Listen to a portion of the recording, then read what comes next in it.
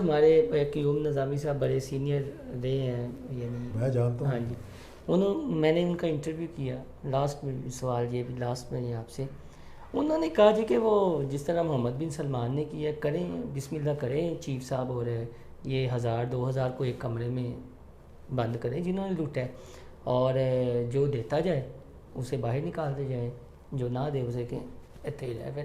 اور انہوں نے یہ بھی دعویٰ کیا ہے کہ کہتے ہیں میری عمر گزر گئی ہے اور یہ 24 گھنٹے سے پہلے بھی کام ہو سکتا ہے اور کسی میں اتنی نہیں ہے، تو پھر کہاں رکاوٹ آ جاتی ہے؟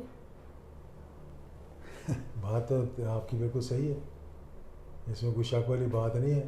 اور ہو سکتا ہے کہ وہ وقت آ رہا ہو آگے کہ آپ کے جو ہے وہ وہی کام کرنا پڑے. یہاں تو یہ تو لوگ بڑے عرصے سے کہہ رہے ہیں. ہاں جی.